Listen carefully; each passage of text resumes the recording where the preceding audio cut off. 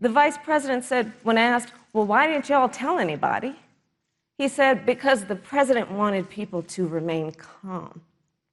Well, let's get no, but Susan, this is important. Susan, I want to add, but here. Mr. Vice President, I'm speaking. I have to I'm weigh speaking. Yeah, you can have 15 more seconds, and then we'll give the vice president a chance to respond. So I want to ask the American people, how calm were you when you were panicked about where you're going to get your next roll of toilet paper? How calm were you when your kids were sent home from school and you didn't know when they could go back? How calm were you when your children couldn't see your parents because you were afraid they could kill them? Let's give Vice President Pence a chance to respond. Vice President Pence, you have 1 minute to respond. You know, there's not a day gone by that I haven't thought of every American family that's lost a loved one. And I want all of you to know that you'll always be in our hearts and in our prayers. But when you say what the American people have done over these last 8 months hasn't worked, that's a great disservice to the sacrifices the American people have made. And the truth and the fact is, Joe Biden has been very clear. He will not raise taxes on anybody who makes less than $400,000 a year. He said he's going to repeal the Trump tax cuts. Mr. Vice President, I'm speaking. Well, wait. I'm speaking. It'd be important if you said the truth. Joe Biden has said twice in the debate last week that he's going to repeal the Trump tax cuts. That was tax cuts that gave the average working family $2,000 in a tax break every single year. Senator, that is absolutely not true. Is he only going to repeal part of the Trump tax cuts? If you don't mind letting me finish, we can then have a conversation, okay? Please. Okay. When you want to talk about who is the current commander-in-chief and what they care about and what they don't care about, public reporting that Russia had bounties on the heads of American soldiers. And you know what a bounty is? It's somebody puts a price on your head and they will pay it if you are killed. And Donald Trump had talked at least 6 times to Vladimir Putin and never brought up the subject. Joe Biden would never do that. Thank you. Joe Biden would, but Joe Biden would hold Russia to account for any threat to our nation's security or to our troops who are sacrificing their lives for the sake of our democracy and our safety. Thank you, Senator Harris. This is such an important issue, but we have other important issues as well. And Susan, I want to make sure we have a chance I really have to talk to respond about to that. Look, she has 15 seconds because I got to have trying more to than that. Look, well, I'm sorry, Vice President Pence, you've had more time than she's had so far. The slanders against President Donald Trump regarding men and women of our armed forces are absurd. I'm sorry, Vice President Pence. My son is a captain in the United States Marine Corps. My son-in-law is deployed in the United States Navy. I can assure all of you, with sons and daughters serving in our military, President Donald Trump not only respects but reveres all of those who serve in our armed forces, and any suggestion otherwise is ridiculous. Thank you, Vice President Pence. The American people deserve, Susan, the American people deserve to know. Vice President Pence, I did not, excuse me, Susan, I did not create the rules for tonight. Joe Biden. Your campaigns agreed to the rules for tonight's debate with the Commission on Presidential Debates. I'm here to enforce them, which involves moving from one topic to another, giving roughly equal time to both of you, which is what I'm trying very hard to do. Go right ahead. Are you and Joe Biden going to pack the court if Judge Amy Coney Barrett is confirmed? I mean, there have been 29 vacancies on the Supreme Court during presidential election years, from George Washington to Barack Obama. Presidents have nominated in all 29 cases. But your party is actually openly advocating adding seats to the Supreme Court, which has had 9 seats for 150 years, if you don't get your way. This is a classic case of if you can't win by the rules, you're going to change the rules. Now, you've refused to answer the question. Joe Biden has refused to answer the question. So I think the American people would really like to know, if Judge Amy Coney Barrett is confirmed to the Supreme Court of the United States, are you and Joe Biden, if somehow you win this election, going to pack the Supreme Court to get your way? I'm so glad we went through a little history lesson. Let's do that a little more. In 1864... Well, I'd like you to answer the question. No, Mr. Vice President, I'm speaking. I'm speaking. Okay. In 1864, one of the, I think, political heroes, certainly of the president, I assume if you also, Mr. Vice President, is Abraham Lincoln. Mm-hmm. Abraham Lincoln was up for re-election. And it was 27 days before the election. And a seat became open on the United States Supreme Court. Abraham Lincoln's party was in charge not only of the White House, but the Senate. But Honest Abe said it's not the right thing to do. The American people deserve to make the decision about who will be the next president of the United States, and then that person can select who will serve for a lifetime on the highest court of our land. And so Joe and I are very clear. The American people are voting right now, and it should be their decision about who will serve on this most important body for a lifetime. Thank you, And Senator the Harris. people, Susan, are voting right now. They'd like to know if you and Joe are going to pack the Supreme Court if you don't get your way in this nomination. Let's talk about packing. You once Come again on. gave a non-answer. Joe Biden gave a non-answer. Trying to answer you the now. American people deserve a straight answer. And if you haven't figured it out yet, the straight answer is they are going to pack the Supreme Court if they somehow win this election. Men and women, Vice President, I got to I tell you, think people across this country, if you cherish our Supreme Court, if you cherish the separation of powers, you need to reject the Biden-Harris ticket. Come November the 3rd, re-elect President Donald Trump, and we'll stand by that separation of powers in a 9-seat Supreme Court. Yeah, let's talk about packing the court then. Let's talk about the Please. fact. Yeah, I'm about to. So the Trump-Pence administration has been, because I sit on the Senate Judiciary Committee, Susan, as you mentioned, and I've witnessed the appointments for lifetime appointments to the federal courts, district courts, courts of appeal.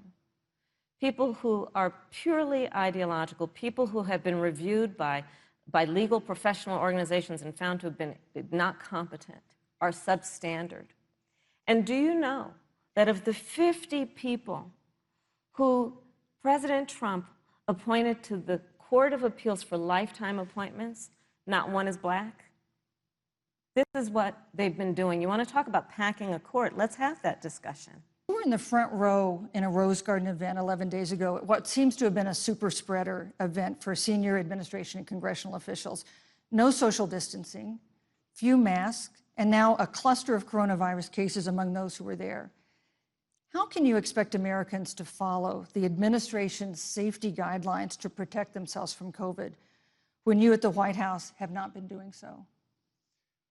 Well, the American people have demonstrated over the last 8 months that when given the facts, they're willing to put the health of their families and their neighbors and people they don't even know first. And President Trump and I have great confidence in the American people and their ability to take that information and put it into practice.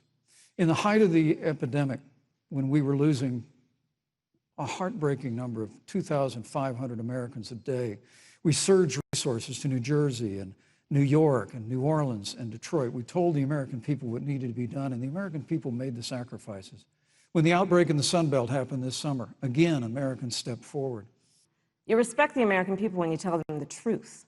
You respect the American people when you have the courage Which we've to be a always leader, done. speaking of those things that you may not want people to hear, but they need to hear so they can protect themselves.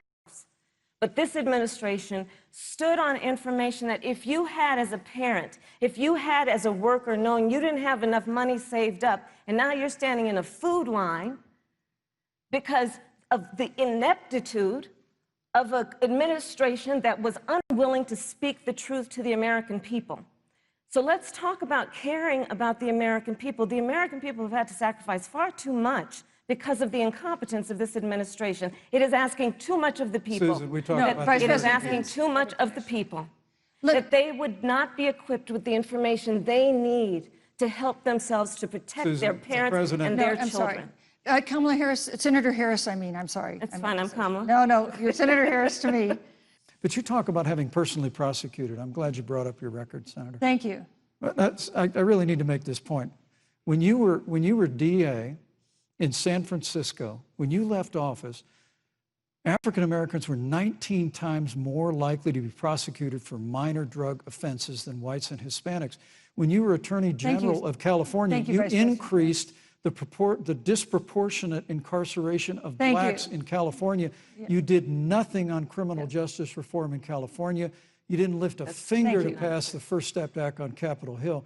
I mean, the reality is your record Thank speaks you, for Vice itself. President President Pence. Trump and I have fought for criminal justice reform. Thank you, Vice President We fought for Pence. educational choice and opportunities for African Americans, all of our Thank you, minorities. sir. And we'll do it for 4 more Thank years. you. You know, there is no more important issue than the final issue that we're going to talk about tonight, and that is the issue of the election But itself. Susan, he attacked my record. I would like an opportunity to respond. Let me give you 30 seconds because we're running out of I time. appreciate that.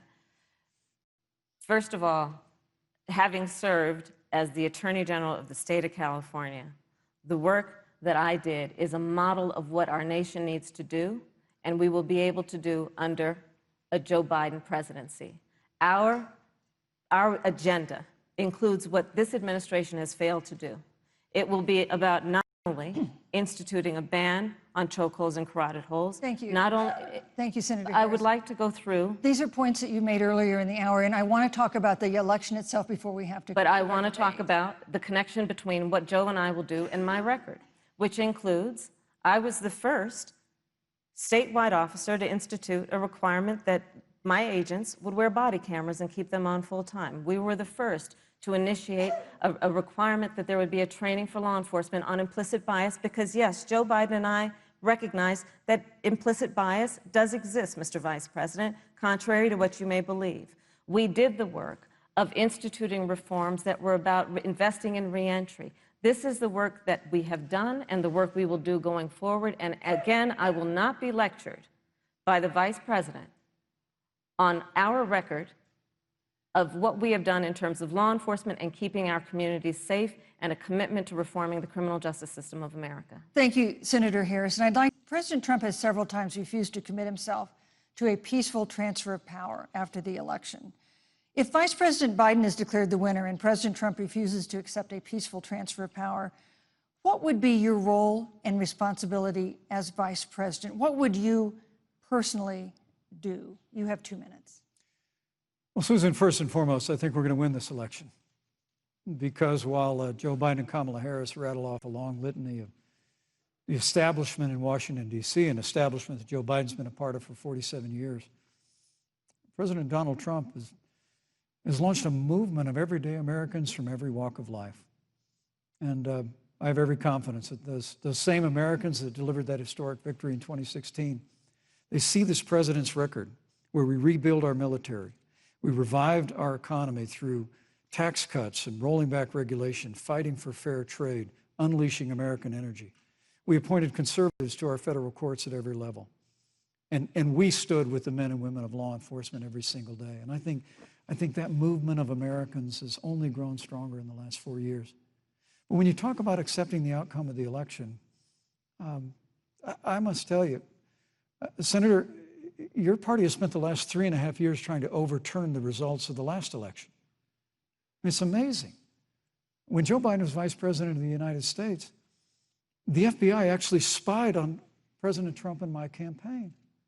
I mean, there were documents released this week that the CIA actually made a referral to the FBI documenting that those allegations were coming from the Hillary Clinton campaign. And of course, we've all seen the avalanche, what you put the country through for the better part of 3 years until it was found that there was no obstruction, no collusion, case closed.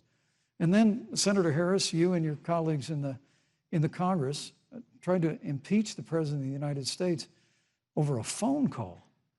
And now Hillary Clinton has actually said to Joe Biden that in her words, under no circumstances should he concede the election. So let me just say, I think we're going to win this election.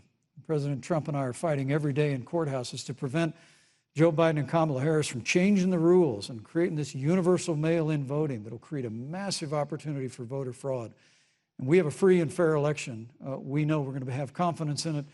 And I believe in all my heart that President Donald Trump's going to be reelected for 4 more years.